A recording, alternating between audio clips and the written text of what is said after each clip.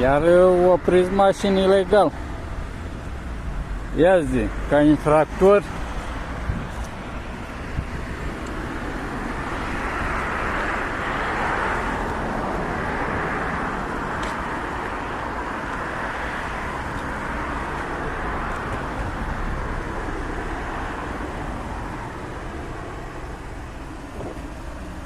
Dacă nu ai alte probleme, mergi la treabă. Cred că ai un serviciu. Păi văd că ai probleme. De ce oprești mașini cu girofarul stins?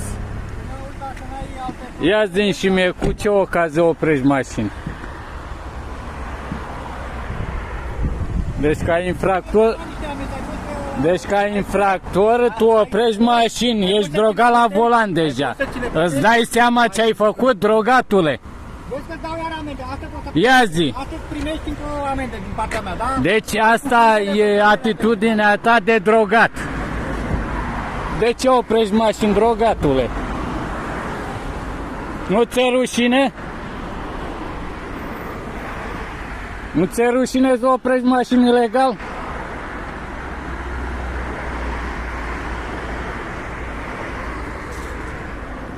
Deci nu se poate așa ceva ca voi și drogați la volan să opriți mașini ilegal.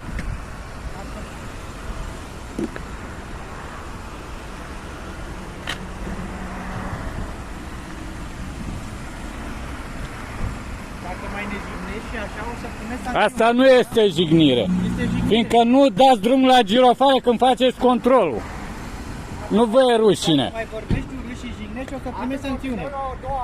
Cu ce sancțiune? Ia zi, pe ce? Zi și mie, legea 544. N-ai dreptul Zi să și mie. cuvinte și expresii jignitoare. Nu, asta nu e